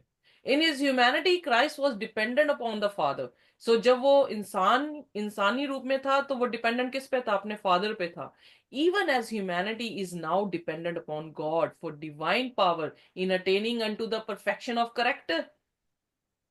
और आज भी ये वही है कि जैसे यीशु मसीह पिता पर निर्भर था, वैसे हम भी खुदा पर निर्भर है, ताकि उस पर निर्भरता रखते हुए हम उस डिवाइन करेक्टर को, जो परफेक्शन का करेक्टर है, उसे अटेन कर सके। Is she not clear? Is she not right? Right. Absolutely. So इसलिए जी। रिडीम्ड। आइए देखिए अब भजन उसका 5 और उसके चौथे वचन में पढ़ते हैं। भजन संहिता 5 का जी, चौथा वचन। चौथा वचन। जी, देख लें। क्योंकि तू ऐसा ईश्वर नहीं जो दुष्टता से प्रसन्न हो, बुराई तेरे सामने, बुराई तेरे साथ रह नहीं सकती।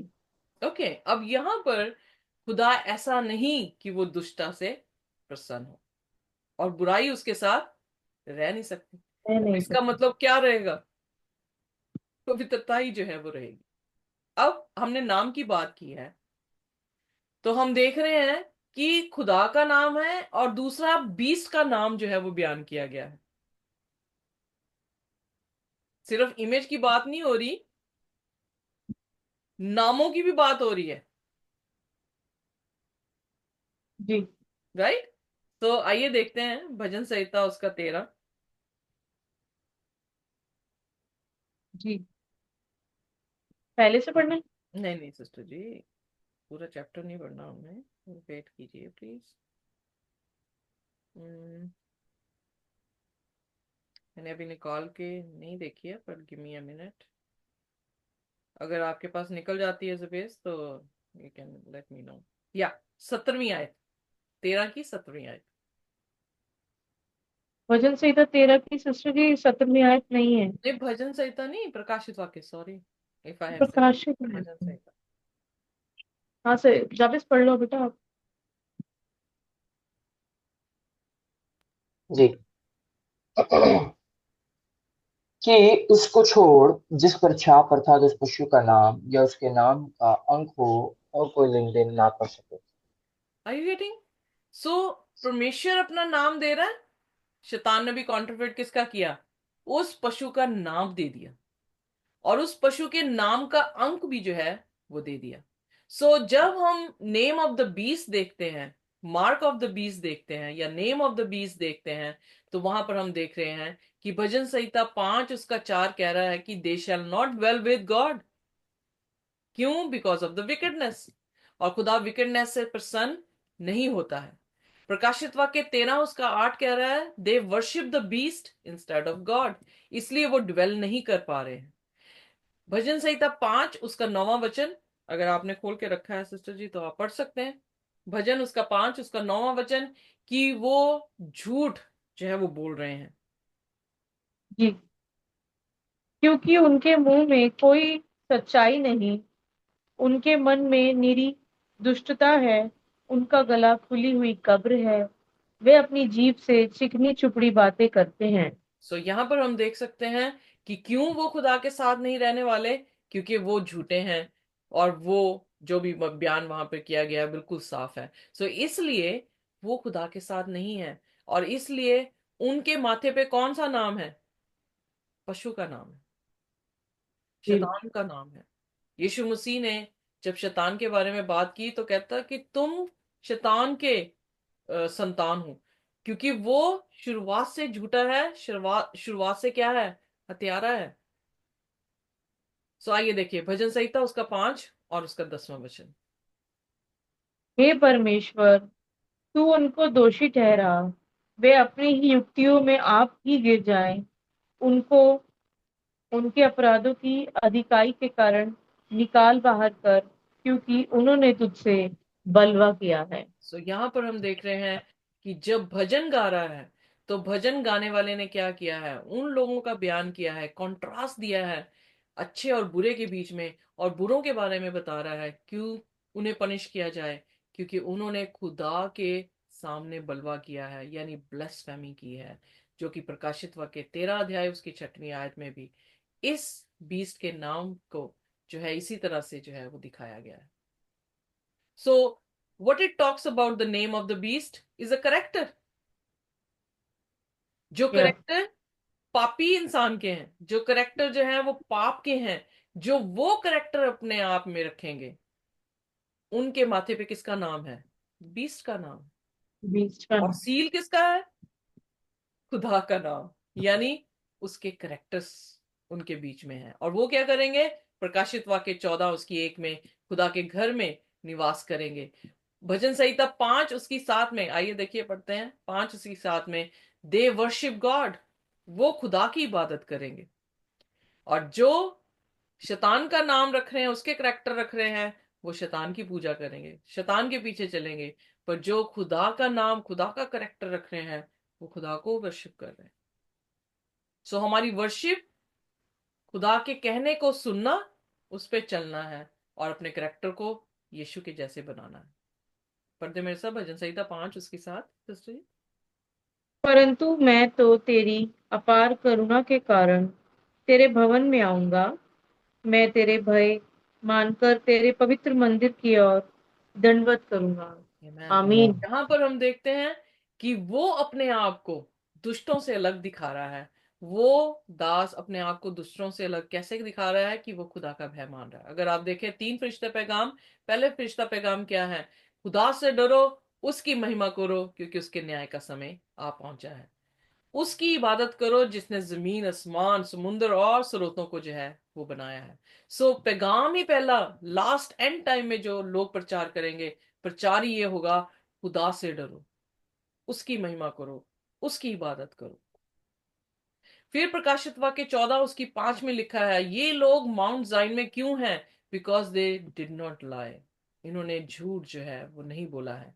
ये लोग खुदावन यीशु मसीह के जरिए उसके लहू से जो है वो रिडीम किए गए हैं।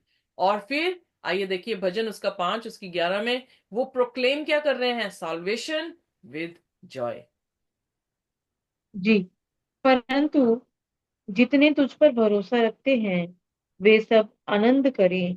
वे सर्वदा ऊंचे स्वर से गाते रहें, क्योंकि तू उनकी रक्षा करता है और जो तेरे नाम के प्रेमी हैं तुझ में प्रफुल्लित हों। सो हम देखते आमीन। हैं 1,44,000 लोग जो है वो भजन गा रहे हैं। उनका भजन कोई और नहीं गा रहा है, they are full of joy, क्योंकि हार्प बजाकर जो है वो भजन को गाया जा रहा है।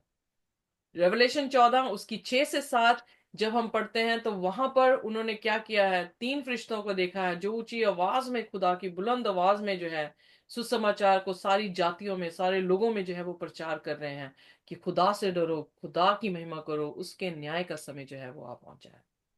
यस, Anti-Right आमीन। Testimonies for the Church, Volume 2, I think, if I'm not mistaken. No, 7, page 244 में इस तरह से कहती हैं,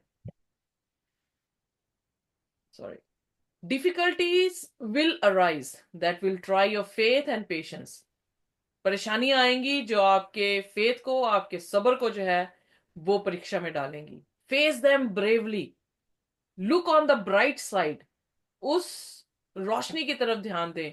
haven is full of joy, heaven जो है वो पूरी खुशी से जो है वो भरा हुआ है, उस जगह को देखें। It resounds with the praises of him who made so wonderful a sacrifice for the redemption of the human race।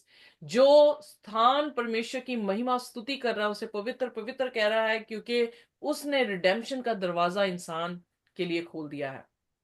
Should not the church on earth be full of praise? क्या इस जगह पर, धरती पर कलीसिया खुशी का पात्र ना हो? Should not Christian publish throughout the world the joy of serving Christ? क्या मसीहों को ये पब्लिश या प्रचार या प्रोक्लेमेशन नहीं करनी चाहिए कि कितनी आनंद की बात है प्रभु यीशु मसीह की सेवा करना? If you make a mistake, अगर आप गलती भी करते हैं, turn your defeat into victory, और उस हार को जीत में बदल दें। The lesson that God send will always, if we learn, bring help in due time. और जो खुदा का वचन हमें लेसन्स दे रहा है, जो हमारी लेसन्स भेज रहा है, अगर हम सीख जाएंगे तो हमारे खास वक्त में हमारी मदद होगा।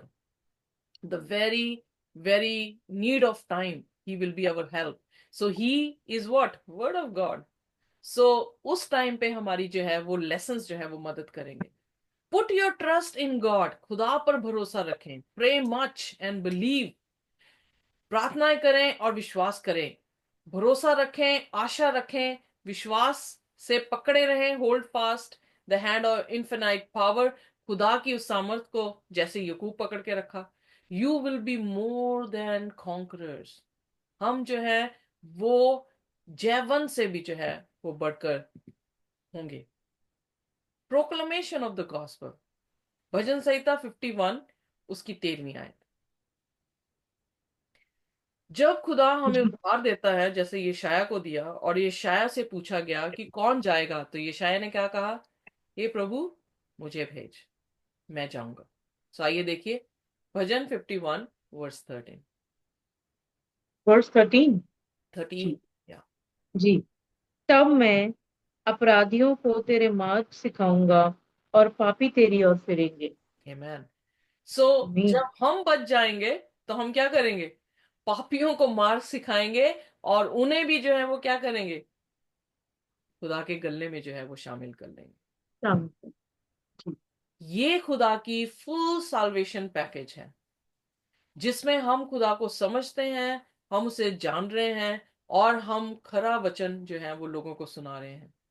हम लोगों के अनुसार वचन को तोड़ नहीं रहे हैं, लोगों को तोड़ के वचन के अनुसार बना रहे हैं। एक पॉटर बयान किया गया इज़ेकियल की पुस्तक में, वो पॉटर क्या कर रहा है? अपनी इच्छा के अनुसार उस मिट्टी को मोड़ रहा है, तोड़ रहा है, और उसे फिर दोबारा से बना रहा है। Are you getting me? अगर जी हम मुड़े नहीं, अगर हम टूटे नहीं, तो हम खुदा के पात्र नहीं बन पाएंगे। सो इसलिए गॉस्पल लोगों के टूटे हुए या लो लेवल के स्टैंडर्ड की तरह ना बनाए, बल्कि खुदा के हायर स्टैंडर्ड के गॉस्पल को लोगों को जो टूटे हुए हैं उसके मुताबिक जो है वो बनाए। आई डोंट नो मैं अच्छी तरह से एक्सप्रेस कर पाई हूं कि नहीं, समझ आया कि नहीं? जी जी जी हमें खुदा के बीच में लगना है, ना कि खुदा को हमारे बीच में लगाना है। हमारे बीच में खुदा लगा देंगे तो क्या होगा? हम तो पापी हैं, हम मर जाएंगे। We cannot see God because we are sinners. हमें अपना स्टैंडर्ड हाई करके खुदा के बीच में लगना है। M I clear? जी। सो पहली यस चीज बिल्कुल। हमें ये जानने की जरूरत है कि हम पापी हैं। अगर हमने रिकॉग्नाइज कर लिया कि हम पापी हैं, तो हमारा जो खुदा की तरफ पांव रखना है, खुदा के तरफ जाना है, और उसके उद्धार को उसके अनुग्रह के जरिए से पाना है, उसको अपनी जिंदगी में लेके वो हमारी जिंदगी में रास्तबाजी को लेकर आ रहा है, तो हम क्या हो रहे हैं? एग्जाम्पल यशाया की पुस्तक में क्या हो रहा है? कोयला जो है ऑल्टर से उसकी जुबान पे लगाया गया है, और उसे कहा गया है तेरे पाप जो है वो क्या हो गए? साफ हो गए। और उसके बाद उसे आगे भेजा गया है। दाऊद भी, और यशाया की तरह दाऊद भी जो है उसने भी पाप किया है, पर क्या दाऊद अपने पाप के बाद दोबारा खुदा के कलाम को नहीं सुना रहा? सो जो, कैसे मैं इसको बताऊं, गॉस्पेल प्रोक्लेमेशन जो है वो तभी हो सकती है जब हमारे पाप क्षमा हो गए हैं, जब हम खुदा के करेक्टर में अपने आप को फॉर्म कर चुके हैं। सो ये सबसे बड़ा टेस्ट है कि वेदर वी नो हिम और नॉट। बट गुड न्यूज ये है, एक्सपीरियंसेस बेशक दोनों के, मूसा के भी अगर आप देखें तो पाप किया उसने, दाऊद को भी देखें तो उसने भी पाप किया है, दोनों पापी थे। पर जब उनको माफी मिले हैं तो वो क्या प्रोक्लेम कर रहे हैं? खुदा से डरो, उसकी महिमा करो, उसकी इबादत करो। मूसा ने पाप किया, मूसा ने फिर दोबारा से 10 हुक्म दोहराए और कहा कि खुदा की हुक्मों को मत तोड़ो, क्योंकि खुदा के हुक्मों को मानने से तुम्हारे पास आशीष है, उसके हुक्मों को तोड़ने से लानत है। जब दाऊद से पाप हुआ तो उसने सुलेमान से क्या कहा? तू खुदा की इबादत करना, खुदा के हुक्मों को मानना। सुलेमान से पाप हुआ, सुलेमान ने सबोपदेशक उसके 12 की आखिरी आयत में क्या लिखा? कंक्लूजन ही ये है कि खुदा से डरो और उसके हुक्मों को मानो। Are you getting me what I am trying to say? जी जी जी। साल्वेशन तब तक कंप्लीट नहीं है, हमारा गॉस्पेल सुनाना तब तक कंप्लीट नहीं है अगर हम खुदा के अधीन नहीं हुए, अगर हमने खुदा के हुक्म को नहीं माना। जो खुदा के हुक्म को नहीं मान रहे हैं और वैसा ही सिखा रहे हैं, हाय उन पर, क्योंकि उन्होंने दूसरा गॉस्पेल सुना दिया जो कि गॉस्पेल बाइबल का है ही नहीं। जी जी जी। और इसीलिए उसने कहा, ये शायद उसकी 8 उसकी 20 में, जो उसके हुक्म और चेतावनियों की बातें ना करें उनके लिए पौ नहीं फटेगी। सो दो तरह के सेक्ट है। खुदा का कलाम बिल्कुल डिस्टिंग्विश कर रहा है कि खुदा के लोग उसके हुक्मों को मानेंगे, अपने जीवनों के उसकी अपने जीवनों के उनके खुदा के हाथों में देंगे और खुदा उनको अपने स्वरूप में ढालेगा और उसकी प्रोक्लेमेशन वो करेंगे। इसी को टेस्टिमनी ऑफ जीसस कहते हैं, द स्पिरिट ऑफ प्रोफेसी, जो प्रॉफिट्स ने किया है। और प्रॉफिट्स ने क्या किया है? खुदा के हुक्मों को एग्जॉल्ट किया है। पर आज के प्रॉफिट फॉल्स प्रॉफिट क्यों कहे गए हैं, ये कहलाए गए हैं? क्योंकि उन्होंने खुदा के हुक्मों को पांव पे मिट्टी में रुला दिया है। क्लियर? जी। Amen, amen. Hallelujah. Hallelujah. This is the gospel, hallelujah. This is the gospel, खुदा जो हमें दिखा रहा है। प्रेज तो गॉड। इसलिए 3 फरिश्ते पैगाम जो हैं वो यही कह रहे हैं कि खुदा से डरो, खुदा की इबादत करो, इस पशु की छाप मत लो। देखो वो बड़ा बाबुल गिर गया, जो इसकी छाप लेगा, जो इसका नाम लेगा, वो क्या कर दिया जाएगा? जजमेंट में उसे पेरिश कर दिया जाएगा, वो नाश हो जाएगा। सो कौन सा करेक्टर फॉर्म कर रहे हैं हम? डिसोबीडियंस का या ओबीडियंस का? कौन से करेक्टर ले रहे हैं, शैतान के या खुदा के? और खुदा के करेक्टर हम खुदा की मेमने के बिना नहीं ले सकते। तो इसलिए फॉलो द लैम्प, जहां पर वो लेकर जा रहा है कलाम के आमीन। जरिए से चलते जाएं, क्योंकि फिजिकल विजिबल मैनिफेस्टेशन इस समय हमारे लिए कलाम, और एक दिन हम उसे रूबरू देखेंगे। हालेलुया। आमीन। आमीन। हालेलुया। आइए अपने सिरों को झुकाएंगे और हम प्रार्थना में जाएंगे। कोई भी जन हमारे लिए प्रार्थना कर सकता है। Let's pray. खुदाबंद आपका धन्यवाद हो, आपकी महिमा हम करते हैं, आपके नाम की सताइश है, आपके नाम को हम जलाल देते हैं। आपका नाम खुदाबंद सब नामों में आला है। परमेश्वर आप ऐसे महायाजक है खुदा, जो मनुष्य के हाथों के बनाए हुए तंबू में नहीं, परंतु परमेश्वर आप उससे बड़ा तंबू में होकर परमेश्वर आए, और आपने अपने आप को खुदा देकर हमारे पापों के लिए खुदाबंद हमें आपके साथ वापस एक किया। खुदाबंद यीशु मसीह, आपके इस महान और उत्तम बलिदान के लिए खुदाबंद हम आपकी महिमा, आपके नाम को जलाल, आपका धन्यवाद देते हैं। धन्यवाद खुदावंद हर एक आशीषों के लिए जो आपके कलाम से हमें मिलती है। धन्यवाद खुदावंद उन हर एक बातों के लिए जो आपके कलाम के द्वारा हम सीखते हैं। और धन्यवाद खुदावंद हर एक उन चीजों के लिए जो हम खुदावंद आपके खुदावंद बिना कुछ नहीं कर सकते। परमेश्वर, हमें आप आपके वचन के अनुसार, आपके वचन के खुदावंद आप आज्ञा अनुसार आप हमें चलने में मदद कर रहे हैं। हम आपका धन्यवाद देते हैं। जरूर खुदा, we are not perfect, but खुदाबंद हम जानते हैं जो सियोन पर्वत पर खुदा खड़े हैं, they are not saved by righteousness but by your grace Lord. परंतु खुदाबंद उसके साथ साथ खुदाबंद हम आपके राइचियसनेस को लेकर भी चले, आपकी आज्ञाओं के अनुसार चले, क्योंकि खुदाबंद ये ऐसी चीजें हैं जिसमें तो खुदा प्रसन्न होता है। परमेश्वर, जरूर हम तेरे अनुग्रह के द्वारा बचाए गए, परंतु जिस तरह फिर खुदा, जिस तरह रोमियो में भी लिखा है कि परमेश्वर, कि हम वापस पाप में गिर जाए खुदाबंद, हमें जब आपने आपके लहू से खुदावंद बाप छुटकारा दिया है, हम आपके वचन अनुसार आप में चलते रहो। आपसे आज यही मांगते हैं खुदा, किसी भी तरीके से खुदावंद अपने आप को गलत तरीके से खुदा आपके आगे प्रेजेंट किया है, हम आपसे मांगते हो चाहते हैं खुदावंद, और अपने आप को आपके हुजूर में सबमिट करते हैं कि खुदावंद हम और अधीन होकर आपके वचन के अनुसार चले, और खुदावंद आपके आपके अनुसार अपने आप को आप में बढ़ाते चले जाए खुदावंद, और आप हमारे अगुवाई करते हैं। हम आपका धन्यवाद देते हैं परमेश्वर। धन्यवाद खुदावंद, जिस तरह आज आपने वचन के द्वारा हमें आशीष किया, वी आर रियली ब्लेस्ड। खुदावंद आपने आपके वचन के द्वारा बहुत सारी बातों को हमें बताया, पुराने नियम नए नियम से, और खुदावंद हमसे उसे सुनने वाले ना बने, बल्कि जब आज आपने हमें माफी दी है खुदा, हम दूसरों तक इस गॉस्पेल ऑफ सल्वेशन को खुदा पहुंचाने वाले भी बने। और ये काम हैरिसन ग्रुप कर रहा है खुदावन, आपके लोगों को जो आपने खुदावन हाइनेस में सेट करके दिए खुदावन, ये काम हो रहा है खुदावन। हम आपका धन्यवाद देते हैं परमेश्वर। फिर दोबारा हम हर एक चीजों के लिए आपकी इबादत, आपका धन्यवाद देते हैं, और आपकी इबादत आपकी महिमा करते हैं।